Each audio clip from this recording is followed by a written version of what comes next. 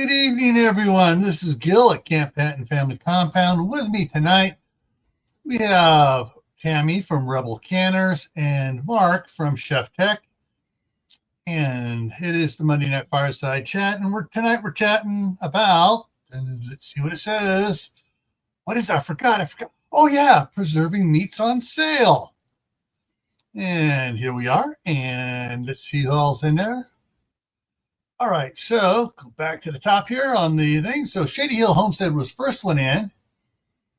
Then Tammy said hi to everybody. Then Mark said hi to everybody. Then Diana came in and said hi. Then Sofa Survivalist. Oh, hang on. I got to do something here in a second. I got something to do here in a second. Then Tammy, you know that's me, right? You do. Okay, hang on here. All right, folks, we're going to take a slight detour here. Hang on. I got to do this right. Got to redo this. Hang on, stop sharing. I got to do this right. And got to get going here. Sorry, I didn't mean to do the mad scientist evil laugh. That's all right. I do it all the time. Share sound. No, you can share the sound. Is that my YouTube channel? Or is that the message I sent you? That's the one you sent me. Yeah, play the volume. Nobody heard it. Nobody heard it? I turned it. Let me try it again. I got to turn it off. Go back in again. Share screen. I keep forgetting it automatically shuts it off. Off half the time. Yeah, use the volume. Yeah. Welcome to the Sofa Survivalist page. I'm just a fat dude, and I watch everybody else's videos, and because of that, I know how to survive.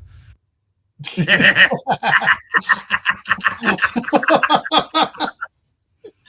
why I'm putting stuff off my iPad right now, saying these things. All right. Okay, so that was Mark checking in as the Sofa Survivalist. Let's see. I would talk back and forth. He's firing off all over the place here. Caitlin Strain's in the house. And Angel's Homestead is here. And Caitlin's laughing. All right, I'm getting my own head back. So, yeah. Do you still have that page? Since you did that. Tammy, are you hearing Echo? Yeah, I'm hearing you echo. Oh, shit. Yeah, it goes. Me or Raccoon? Raccoon. Well, I'm using an earbud, so there's no. Oh, I know why. Watch, it'll disappear as soon as I do this. Hello. Now say, yeah. It's gone. Thanks, Gil. What it is whenever I share a screen and I turn the volume on, somebody get in there picks up an echo. And it's not coming through me, it's coming through StreamYard. Mm-hmm. All right. So as soon as I stop sharing, it kills off that echo loop in there. All right. Now I'll remember that, Boomer. So next time it happens, I can yell at you. Yeah.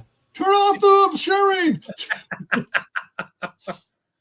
All right. On to the sale meats. Okay. So, yeah, sale meats. Oh, I picked up so there'll be a video coming out tomorrow, everybody, on what I did last night. It'll be an ending. Oh, Belt Loop just came in on your side, Tammy.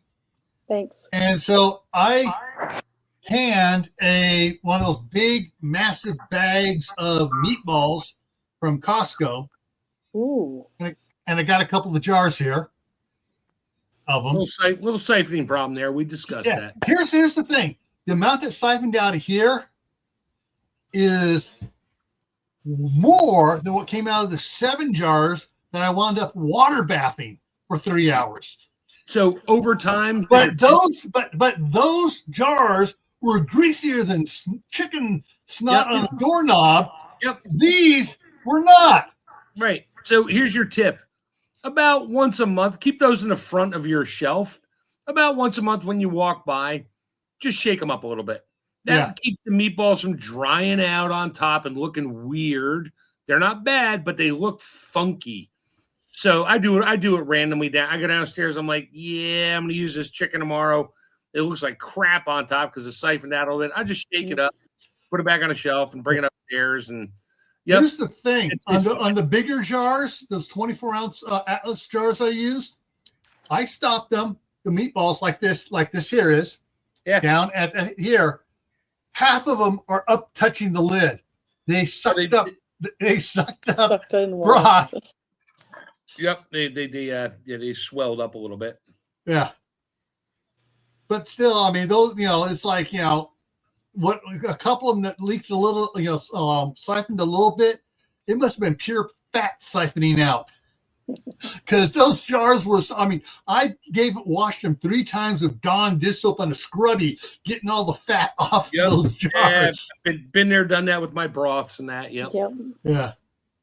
But yeah, I mean, like and I did 9 pints of broth, and none of the broth jars siphoned. Only the ones that had meatballs in. Did you use like boxed beef broth or just water? I used the boxed beef broth, the Winco version of the Swanson's, which is a lot cheaper, and it's actually nicer than the Swanson's.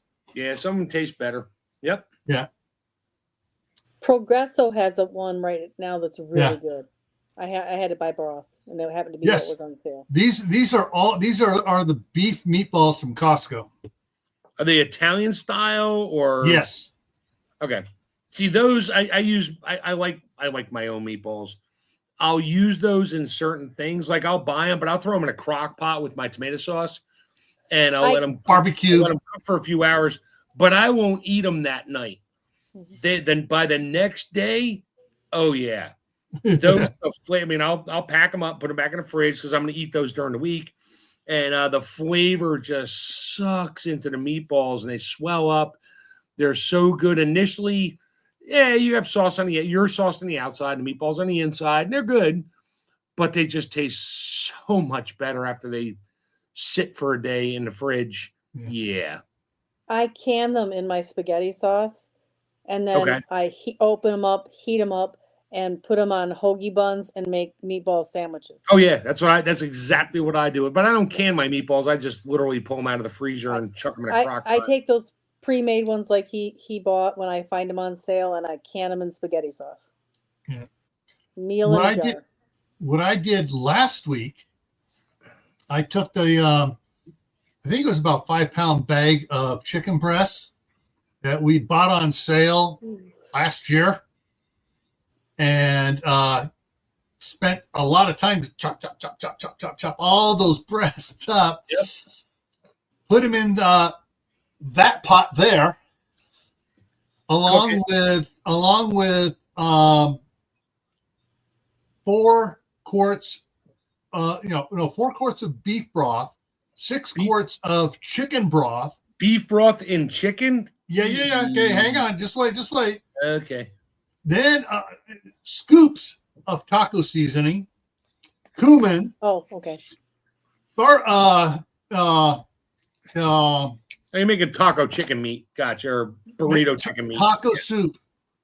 Oh, taco soup. Okay. Taco soup. Yeah. So if you want to keep your chicken from drying out, don't put it raw in a pot. Bring it to a boil and let it stew for a while. It just gets it dry. Oh yeah. So what I would say is in this pot for about an hour before I was able to can it. No. That's not what I mean. If you're going to can just chicken and you want to cook ahead of time and have it has a slightly different flavor if you cook it raw, can it raw versus cooked. Tammy knows I've bitched about this for years. And nobody can really come up with an answer for me. So if you want to pre-cook your chicken or beef, but you don't want to brown it, beef's different. You may want to brown it. Chicken, I would say if you just want your basic diced chicken canned to use for anything, bring your pot of broth, whatever, to a simmer. Throw the chicken in there, and depends on how big it is, just let it simmer until it's cooked. That is all, and get it out. That will help preserve the moisture in the chicken, not necessarily for canning, but for canning maybe. So then when you go to use it for something else, it's not like this dry, crumbly chicken stuff where you boiled it for 20 minutes. I've been doing that for a while with ground chicken. I mean, ground chicken I'll throw in a pot, and I don't brown it. I just cook it till it's done. Just keep stirring it. It's done. Pull it out. Done. I throw it in bags, throw it in my chamber sealer, throw it in the freezer. I have cooked ground chicken in the freezer, and it's nice and moist, not dry, crumbly stuff because you overcooked it. That's what happens when you overcook chicken. Anyway, sorry. All right, Tammy. Yep. Before we go talking about we're going to touch on all meat. So I'm going to go to a comment thread that's been going on your Facebook page, which I've been commenting on. And let me go ahead and share the screen here without the sound. All right. So this one was: can someone give me times for water bathing seafood brisk? I plan on using pint jars. I use rice as a thickener instead of flour. Oh my, so delicious. And no, I don't strain it. Tastes good, blah, blah, blah, blah, like that. Well, what was that? Chicken, what was that? Clam what? Seafood what? Bisque. Seafood bisque. Oh, it looks like there's already cream in there. Oops. Yes. And so I didn't even comment on that one. It was just like, I can't. Yeah. So basically, I think I was the second one posting on it, and I said, anything fish is now 240 minutes, water bath 120 minutes, pressure can. That's the information I have. And then she goes, one of the other ones says, I read that, but I was wondering what happened with heavy cream being processed that long. And I talked to her about what we talked about last week. I just saw with that. the cream of anything soups and stuff. And so I also mentioned that, would be here tonight, type thing. So I wasn't sure if anybody's going to pop in here from that was watching it, but one of the other ones posted, see if I can get that there, posted that.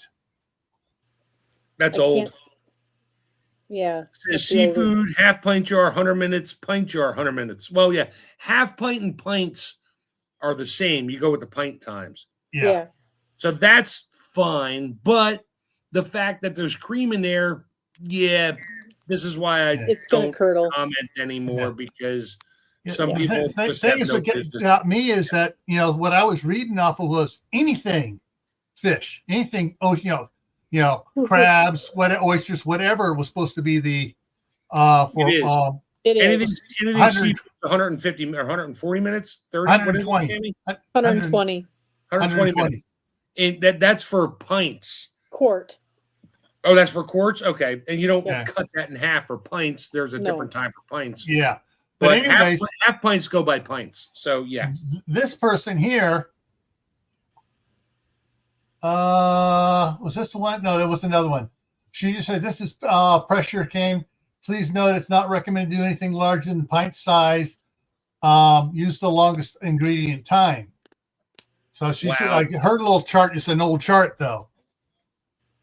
But someone else was saying, this other one here. I have to admit, I do meat time for fish.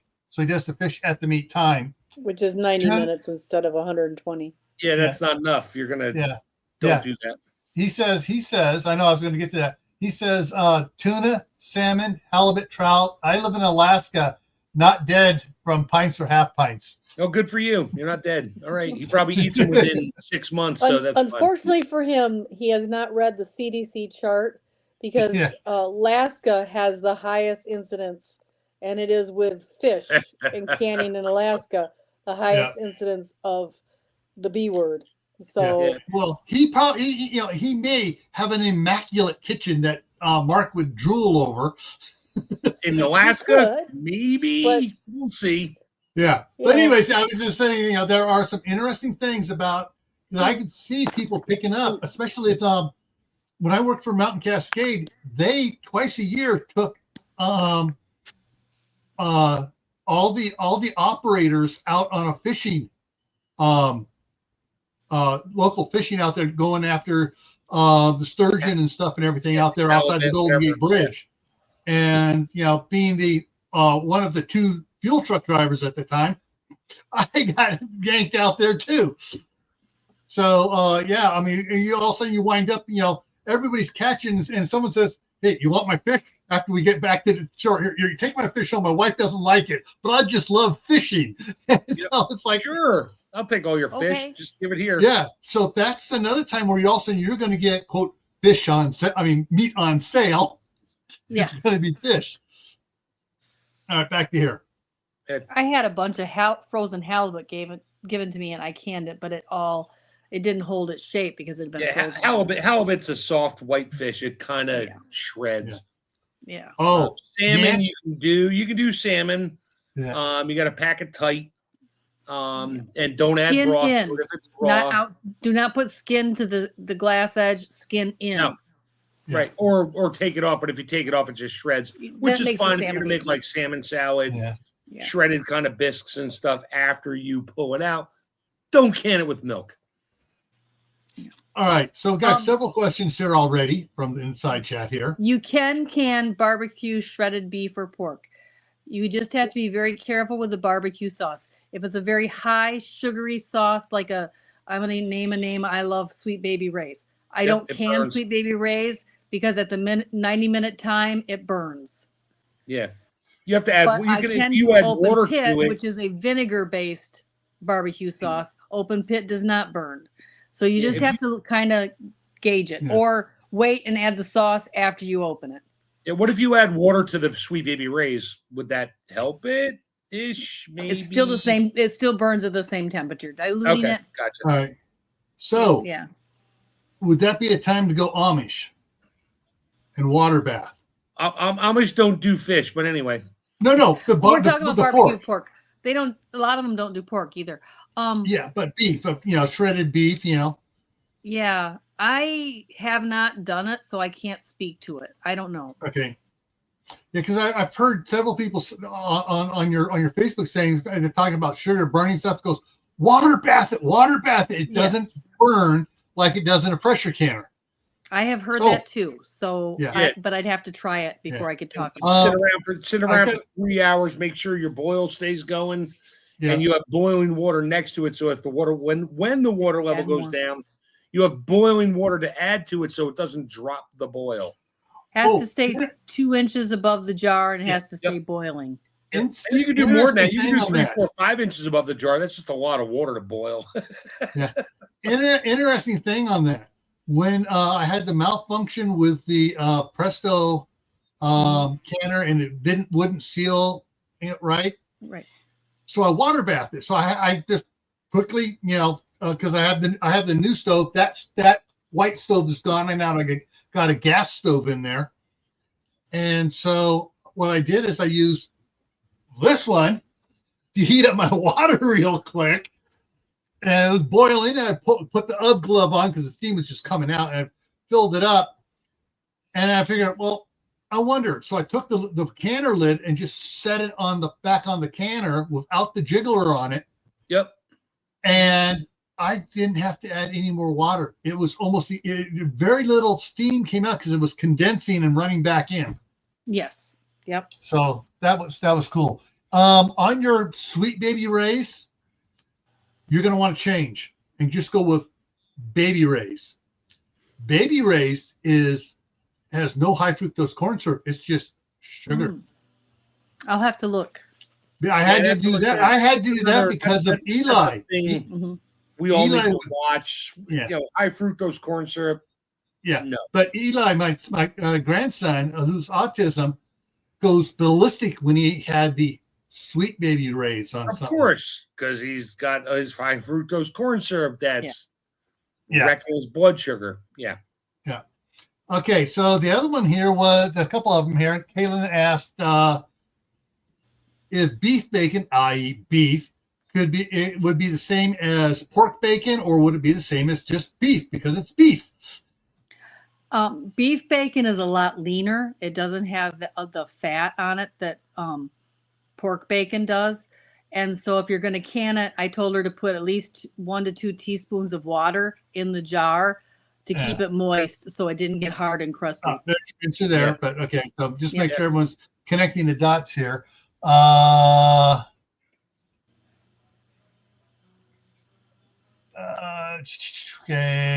Angel saying she's the only one home for 3-month periods. Okay, blah blah.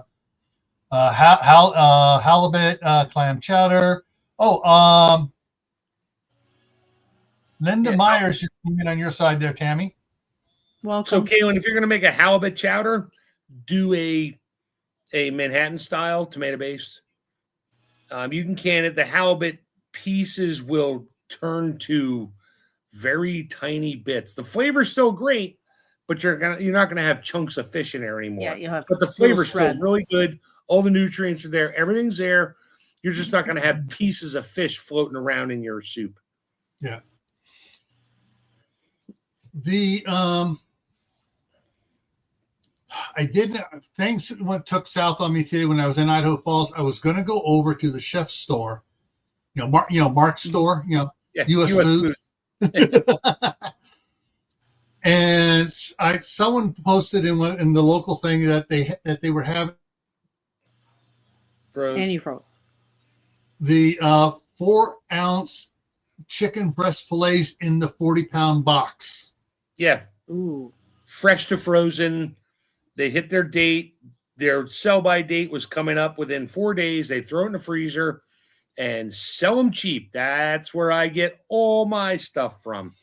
So if my number 2 grandson didn't get sick and throw up at school, I wouldn't have had to come back to help my daughter because I had to watch the other 2 kids because she had physical therapy for her wrist. Yeah. So how much was the chicken breast aside from your family story?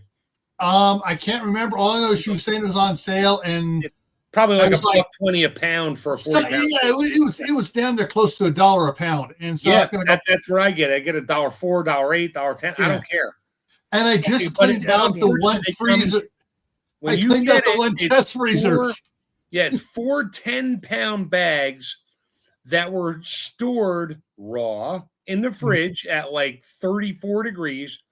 Gets near the time, they take the cases, they put them in a freezer. Now, a lot of that juice that was in those bags it will now freeze. You need to thaw it out again, or mostly thaw it to do something with it. I let mine get down to the point where I can rip them apart and my hands have frostbite on them. And I'll run through the grinder, grind it partially frozen, and then cook it. And then I bag it, freeze it for the dog. Or I grind it, cook it, bag it for me. Just raw chicken breast, no seasonings, nothing. But I gently cook it. You can dice it, cube it, whatever you want, or thaw it all the way, pound it out, and make chicken fillets out of it. You can refreeze them. It's not suggested, but because I don't know if that stuff was frozen once before, you can refreeze it if you're going to do something with it. Make like a stuffed chicken breast or something like that and refreeze it. Just make sure you use a seal meal. Don't wrap it in saran wrap, butcher paper, whatever. You gotta seal that sucker down and get all the air back out, or it will freezer burn. And freezer burn is basically food going bad at a very, very, very, very, I'll say it 12 more times or not, slow rate. Yeah. What I was planning to do was, I got the brand new gas oven and I got cookie sheets. And I was going to put them on, season them up, slather, toss them in there, and cook them like we did at Scout Camp. Take them out, drop 2 or 3 in a seal meal bag, and just start seal mealing them and then dropping that into the freezer. Yep. Make sure you let your chicken or any meat, if you're going to seal meal, let it cool completely. If you live in a colder environment, I can just take it outside for a couple minutes. Use your outdoor refrigerator, aka your deck, your porch, no animals. Yeah. Use it. Let it cool down all the way below like 40 before you try to seal meal it. And that way it's definitely going to cool off and your seal meal won't be sucking moisture in the motor. And it keeps the juices in the meat too. Yeah. Right. And the seal meals, well, whatever. Yeah. Well, what I've also done is just put the whole cookie tray, set it out on the counter, let it come down almost down to room temperature, then drop the whole tray into the freezer for a half an hour, take it out, and then seal meal it. That way all the juices are frozen in it. Yeah. So 4 hours is your is your God. Not to be really weird there. Any food sitting in the quote unquote danger zone, look it up. Your time temperature, above refrigerator temperature and below cooked temperature of chicken 165, or holding temperature is 125 or 130. Don't quote me. 4 hours is 4 hours is your limit. Yeah. So if you take chicken out of the cooker, you out of the oven, you put it on the counter and it sits there for 3 hours, guess what? You got about an hour left of room temperature time, if you want to call it that, before the bacteria can start to grow at a very fast rate. So that is your time temperature zone. Try to follow it as best you can. The turkey came out of the oven at Thanksgiving. We carved off what we wanted. It sat on a counter for 3 hours. I put it in the fridge. Well, guess what? You put it in the fridge, that whole turkey is not down below that temperature yet. You still got time going. So, yeah, there's issues there. And that's why a lot of people get sick, not after Thanksgiving, but day 2, 3, 4, 5 after Thanksgiving, because it's been in the fridge. Yep. And you already hit your 3.5 hour mark. You pull it out, you cut it up. You can kill bacteria with cooking. You can't kill the toxins that the bacteria create while they're breeding. That's what makes you sick. So I was like, use the word sanitize anywhere in there, Tammy, right? Yeah. You did good. I just had this conversation with somebody. They texted me, "Does this turkey look good to you?" I'm like, okay, I need more context. I cannot tell you if a package of turkey that came out of your refrigerator is good. That sat in your shopping cart for an hour while you're shopping, sat in the car for 3 hours at 90 degrees for another hour, and then you brought it home and left it in the bag for an hour and threw it in the fridge. Yeah, you're on your own, sweetie. Sorry. Yeah, I literally was texting her questions, and then I'm like, okay, do the smell test. Do this. Yeah, is it slimy? Yeah. How long has it been in your refrigerator? Oh, 3 weeks. It should be fine. The sell-by date was yesterday. Oh, you're done. Yeah. Yeah. I did determine her turkey was good and she could freeze it. Yeah, but when she pulls it out, anyway. Okay, we can go down that road. We won't. It's okay. It was within all of the parameters we discussed. One of my favorite things to do is to hit. Darlene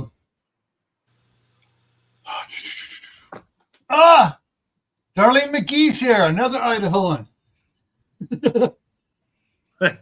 Is I like to hit Sam's Club on Wednesday morning at 8 o'clock when they open the door, and I go like a rocket, limping all the way to the meat section, because they have the little yellow stickers on there for 26% off on things, and I get the ones I want to get, and then I bring them home and I start processing them.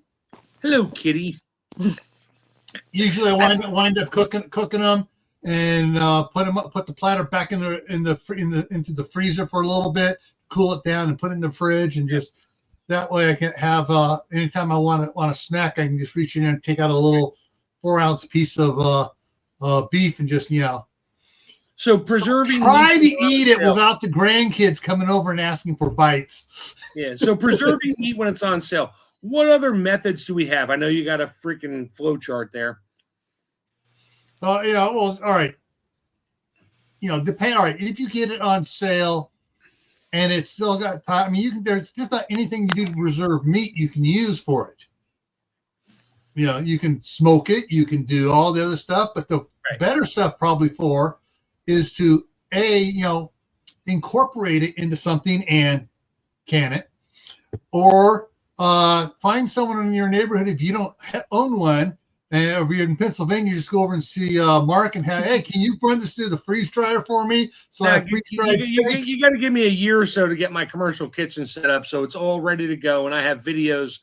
And then that's a by choice thing. Then I think the first person that's going to come down and spend a weekend there would be I don't know, probably Tammy, just to hang out and go, Oh, hell, I hate you.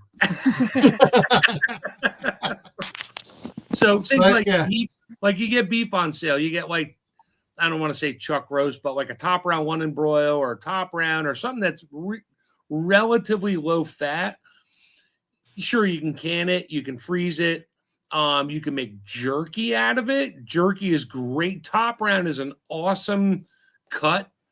Top round one and broils or whole top rounds, top round roasts, top round, whatever. And if it's part of the top round, it's a relatively low fat, except for whatever's on the top of it for a roast. Trim it off, partially freeze it, slice it up into 1/4-inch slices. Find a good jerky recipe if you got a dehydrator. Now, it doesn't last forever. You're good for probably like 4 to 6 months with a jerky, depending on how you store it. And I can't keep the teenage boy out of it a week. Yeah, well, there you go. There is that. I literally have a jar of, I haven't opened it yet. I don't have a date on it, but I know it's like 6 years old. It is my cheesesteak jerky. Ooh. There's actually cheese in there. I used a jerky caulking. It's a jerky gun. It's like a giant caulking gun. Yeah. I made the little strings out, put it on my trays, threw it in my Excalibur. Did it, has cheese and all my seasonings, garlic and pepper and Maggi, which is a seasoning, mixed in. And it's still sealed. I vacuum sealed it, but there's like 3 of the moisture desiccant packs in there. Now, is it good? I don't know. I'm going to find out at some point when I open it up, and I don't want to open it because there's like 18. It's a 1.5 jar. There's like 18 sticks in there. It probably is. The last jar I gave to one of my friends who I worked with at the Ford dealership, he loved my cheesesteaks, and I made cheesesteak jerky. I gave him a jar of it like 2 years ago. He ate the entire thing. It was probably a half a pound of jerky. He ate the entire thing in one day. It just sat in his truck. He's like, this is so good. This is so good. I was like, and 2 days later, I was like, how was the beef? He's like, it was perfect. He didn't say he was running to the bathroom or anything like that. I'm like, okay, that worked. I mean, it's very dry. So I'm sure I got most of the moisture out of there, or a lot of it. And it's still sealed, which is kind of creepy. But now it's an experiment jar that sits out here in my shop. I stare at all the like time. the peanut butter. Like the peanut butter. So make jerky out of stuff. All right, and now you can jar it up. Use your vacuum sealer attachment for your vacuum sealer to suck the jars out. Make sure you buy those desiccant packs. You know, those little packages that you find at the bottom of a pair of shoes, and every medicine bottle you buy for Tylenol, whatever. Use one of those. You can use an oxygen absorber. That'll help, but it doesn't make it last forever. Yeah. And seal it up, and you're good for a bit. If you got a lot of meat on sale, make jerky out of it. Mm-hmm. And it's really good. It's, I mean, obviously super high protein. Turkey, beef, chicken jerky. Interesting. Never made it. I don't think I ever will. Turkey jerky I've had. I'm not a fan. I like beef jerky. Pork, no. Bison jerky is really good. Elk jerky is really good. Yeah, absolutely. Yeah, and deer jerky, stuff like that. And I've had friends ask me to, hey, if I get a deer this year, can I give you a whole bunch of meat? Can you make me jerky? I'm like, sure. Well, they never got deer, so whatever. It never happened. Okay, so something that popped in my mind while you were talking there is, it'll work for beef, it'll work for pork, should work for lamb, anything else. Making a fajita style strips, cutting it up, seasoning it, and with the extra liquid on it, and of course you'd have to have your type of vacuum chamber where you can put it in there and suck it down and then seal it and then release the outer. Right. Well, if are you talking cooking it and doing that, or doing it raw, marinating it raw, and putting it in a chamber bag and putting it in the freezer? Marinating raw and leaving it, like that, putting it in the freezer. Yeah, you're good. You can do that. I mean, a little extra salt in there helps it last a little longer in the freezer. Most things you put in the freezer, I don't care if you got 100% of the air out of it, you kind of don't want to let it go much more than a year. Yeah. Well, I would say it probably wouldn't last more than 3 months. Well, it depends on how fast you eat it, and you don't live in my house, so I have how many boys you have, been in there for how many boys live with you. Yeah, we're working on that now because I have meats I did that to 2.5 years ago. Yeah, kind of lost track of it, so we're starting to pull stuff out. I smell it, check it, we'll cook it. If it tastes like, all right, give it to the dog. If it doesn't, we eat it. I don't care. Because that would be something my wife, she would probably like if it's, I'm telling you, my wife has pretty much told me, get the Hobart slicer off the kitchen cabinet, which I use like twice a year, and put the chamber sealer up there. Because every time she buys stuff, I make stuff, whatever, I'm like, all right, we're going to eat it. Nope. Okay. Give me a portion size. I'll chamber seal it. And I put it in the bags, take it all the way downstairs, run it through the chamber sealer, label it up, freeze it flat in a shingle stack. It's great. Takes up a whole lot less space. And I put it in the freezer. So, and chamber seal is great because you got like 99% of the air out of there, maybe more. Don't quote me. Depends on your settings and your chamber sealer. Not a vacuum sealer. Chamber sealer. It's different. Look it up. Yeah. And yeah, it takes like air. And now if you want to marinate stuff, holy cow. I'll put marinade in a bag and I will put the meat and stuff in there with it. It's liquid. I chamber seal soup because it doesn't suck it out of the bag. It's a whole different science. Yeah. And but I'll put marinade in there and wife will be like, hey, can you do, teriyaki chicken? It's like, sure. Go buy chicken. She buys chicken, or we bought it on sale. And I'll throw whatever you want. Throw it in a bowl. I'll marinate it. I'll pack it in a couple bags. I take it down, chamber seal it, and leave it in the fridge, not in the freezer. And when you suck the air out of the meat, because there is air in meat, tomatoes, everything has some kind of air volume, whether it's oxygen or nitrogen, whatever, it's in there. When you pull that out, it pulls the liquids in. And I'll take it out, and we've all seen those things back in the day, the Tupperware marinator. You hook your little vacuum thing up to it, and you pull the air out of it, and it helps it marinate it 50% faster and all that. Well, it's true, but it's better in a chamber bag. And then I'll pull it out. She'll pull it out 2 days later, and when you open the bag up, that chicken is not chicken colored anymore in the middle. It's soy sauce colored in the middle. It pulls it right into every single pore that had air. And it's awesome. But I did spend $1,400 on the VacMaster VP230. Yes, I'll say it. No, I don't get paid by them. And it has probably saved me at least that much in throwing food out in terms of bring it home. What are you going to do with it? Oh, it's on sale, so I just bought it. Great. Goes right in the bag, goes chamber sealed, labeled, dated, in the freezer. And it'll probably that stuff lasts a whole lot longer than vacuum sealers. Yeah. So that's a whole nother video. Maybe I'll do that on my Chef Tech channel one of these days. All right, I'm done. Sorry. My soapbox just collapsed underneath me.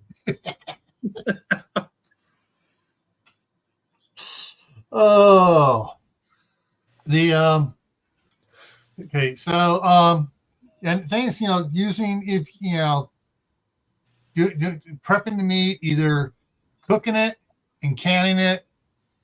Oh, which reminds me, I saw, after I did this last night, today I saw where people are doing it totally dry. Canning. Yeah. You can. I don't like it that way. Yeah. It gets hard. It gets crusty. I really prefer it because I'm going to use that broth. I'm going to make a gravy and make Swedish meatballs. I'm going to do something with that broth. I'd rather have the broth. It just seems like it keeps the moisture in the meat. It makes the meat better. It's a personal choice. A lot of people dry pack raw meat and they're happy with it. I just don't. I prefer a gravy. So, yeah. So, there's a lot of things you can do with, for, making meatballs, be doing just lost it. Fajita meat or stir fry meat, getting all the stuff ready to go in. So you pull it up, you start cooking this. Everything's already measured. Boom, boom, boom. And what would have been an hour and a half job making a meal is, pop, pop, pop. It's half an hour and you're done. Yeah. Heat it all up. Heat it up and you're done. Meal in a jar. Yeah. And so, I mean, to me, I could be wrong, but I don't think I am. You can do this for turkey, chicken, pork, beef, lamb, goat, rabbit, deer, elk, venison, any meat that you can find for sale. And some states they can actually, if they raise their own bison, they can sell it publicly. Yeah, I had a grocery store that put ostrich on sale. I canned ground ostrich. It's another red meat. Mm-hmm. I mean, when I could find meat under 99 cents a pound, I buy it and I can. Good luck with. So basically, you haven't bought anything in months. Yeah, a couple of years now. Good luck finding meat on sale these days. Good ground beef, as long as whatever you define your own good ground beef on sale. You'd be lucky to find it for $4.49 a pound. I did get some turkey under $1 a pound this fall. Right. So yes, and then you have the freeze drying community, but there's only 2 of us on this channel right now that are part of that, and that's me, myself, and I. All 3 of your that's 3, not 2. Yeah, whatever. 3 of us, 4 of us. I don't have the other phone fired up, but yeah, freeze drying. I have freeze dried raw fish, freeze dried raw shrimp. I have not freeze dried raw beef yet. I have no issues with it.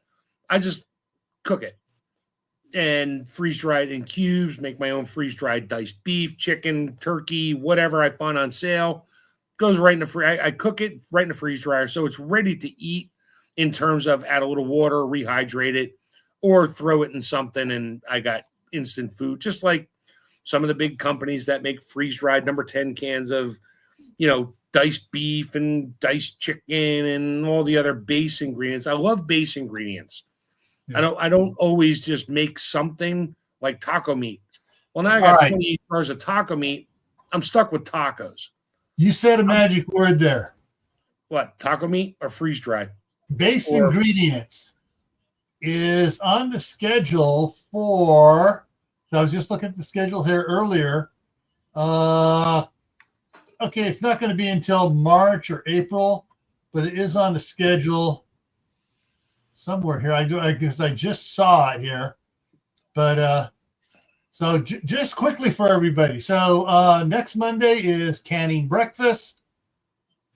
The following one is what should you not can?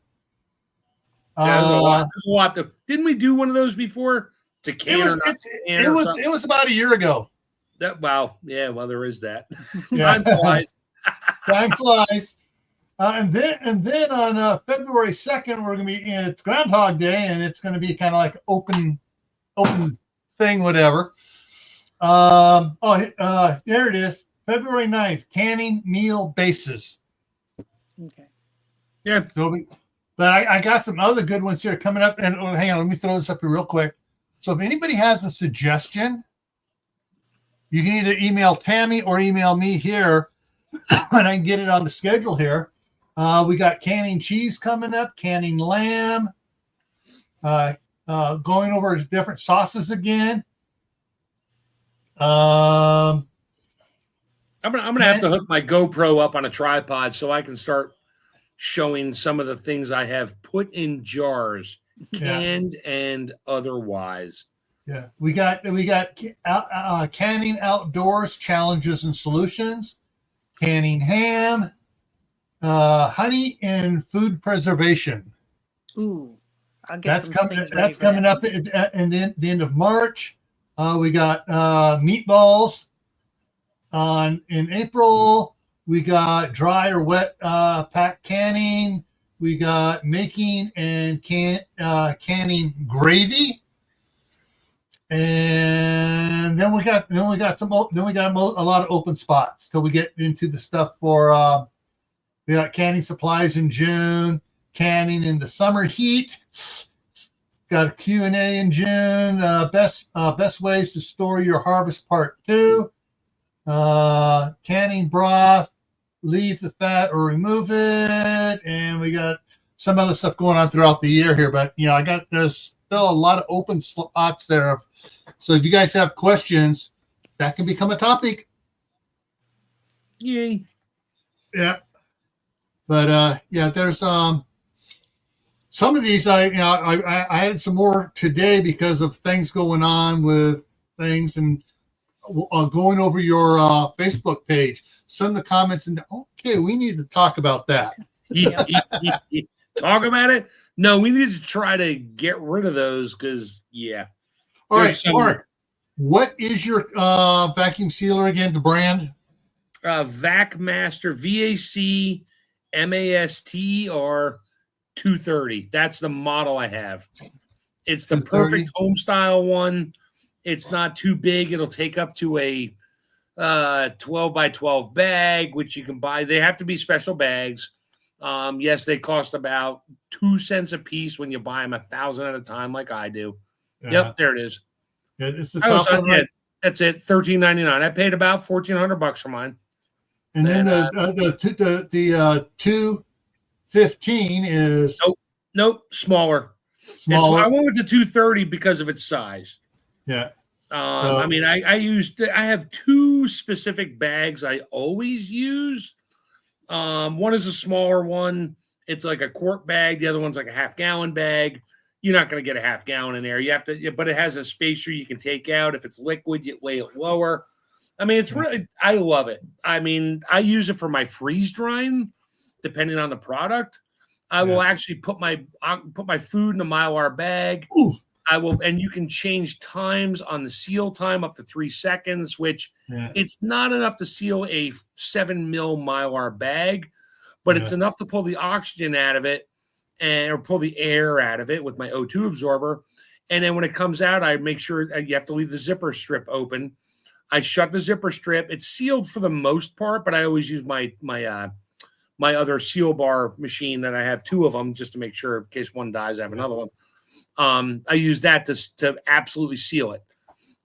So yeah, there's that. And it's for my family, for my wife and I, and even one of my daughters, and actually 2 of my daughters, it's a game changer. Yeah. Because I buy meat, put it in there, and I'll set that thing up to a minute. Actually, I think it goes up to 3 minutes of vacuum time to make sure you got all the air out of it, but things will actually boil.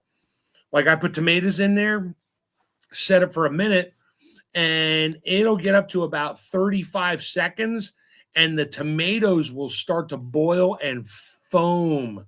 And then it gets into the seal area because it will do that. So I'll hit the stop button. It'll stop the vacuum, slam the sealer down, seal it up, and then it lets the air back in the chamber. So because when you suck the air out, you're not sucking it out of the bag. The bag is in the chamber. The bag is open to the chamber. So it pulls a vacuum on inside and outside the bag, which is why you can do soups and liquids. And as long as, once it starts to boil, you just watch it. If I set it for 45 seconds and everything starts to boil at about 32, I'll reset my timer for 31. So it just seals. And it seals it and then holds the seal, cools it down, lets the air back in the chamber. And now I just have a bag of soup. And it lays flat, throw in the freezer, and now I have shingle bags of a quart each or whatever of soup. I'm sorry you say keep us saying I have shingles. Yeah, I got shingles. I got shingle bags. What are shingle bags? They're those bags that hang off you when you get a disease. Anyway, I'm not a doctor. I don't get shingle bags. Anyway, but I did stay at Holiday Inn Express last night. So yeah, there is that. So if you got the money and you do a lot of food vacuuming and you have a bunch of freezers, yeah, you may want to look into it at some point. The bags are not free. Yeah, you get a couple bags with it. Well, here are bags here on Amazon. The 8x10 bags. Yeah, what mil? 3 mil, 4 or 5? These are the vac ones. They are. Those are 3 mil. 3 mil, yeah, 3 mil. Those are the cheap ones. They're fine for doing some soups and stuff. The thinner the plastic, when you put it in your freezer and then you start digging in your chest freezer, moving stuff around, you may nick the bag.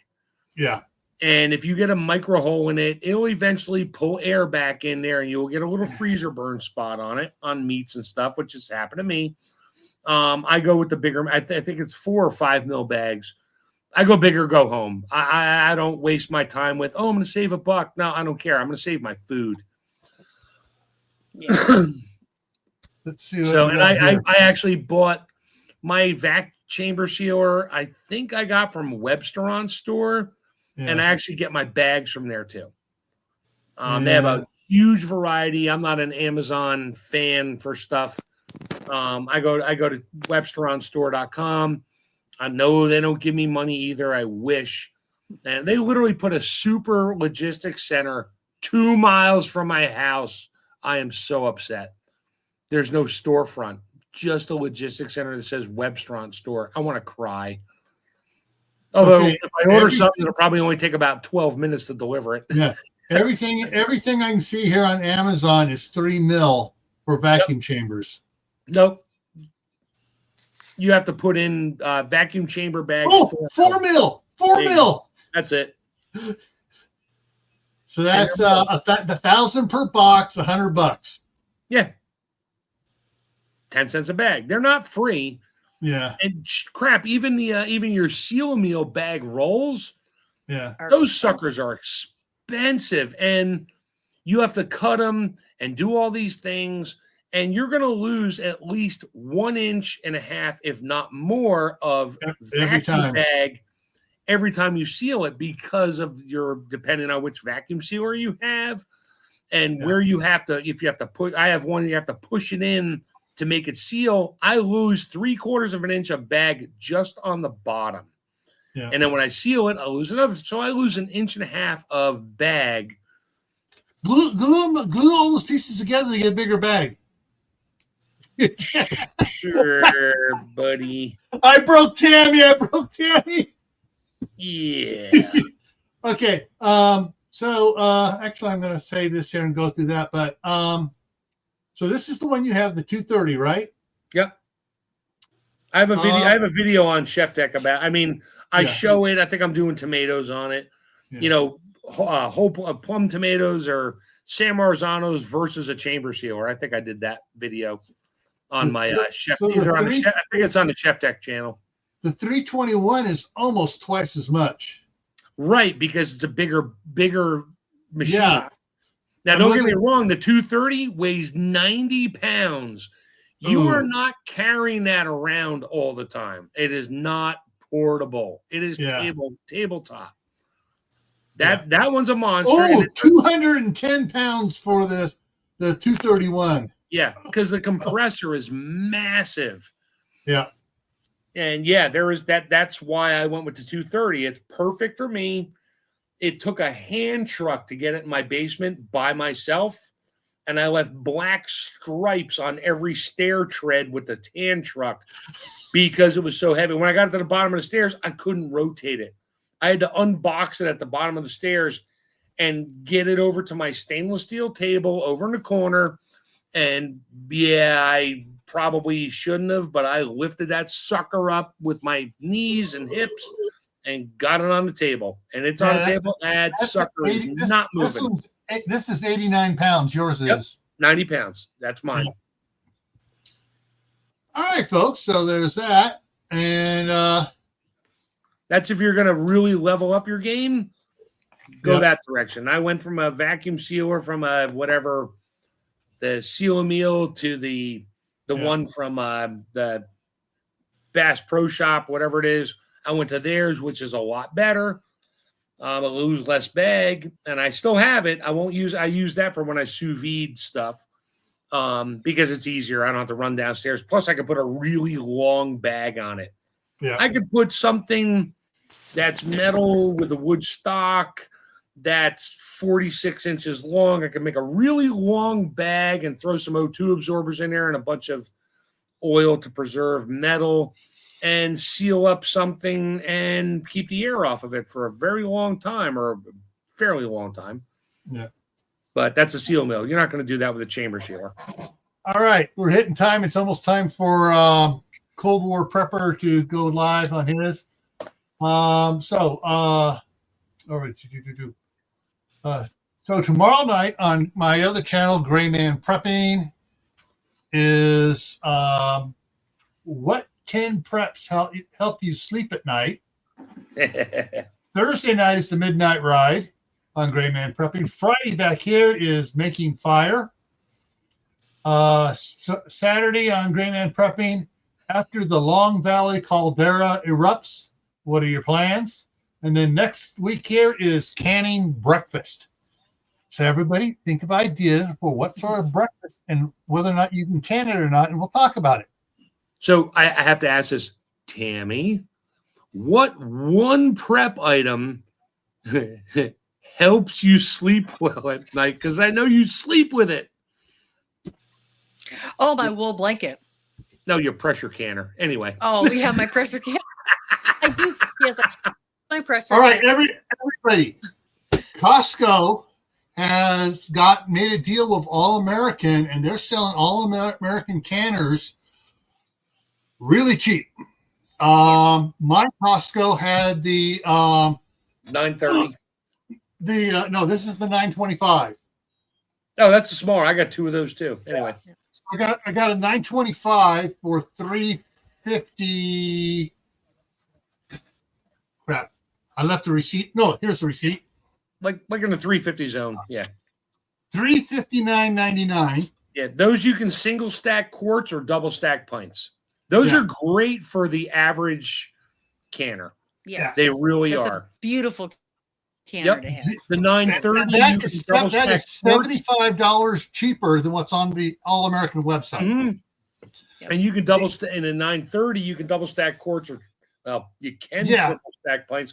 You can quad stack half pints if you're really that much into half pints, but I wouldn't suggest it.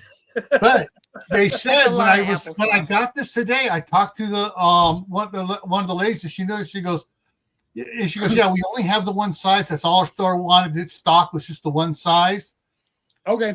One of the ladies commenting on Tammy's Facebook page put up the thing. That's where I saw it yesterday, where her store has the 930 and the 941, which I really want.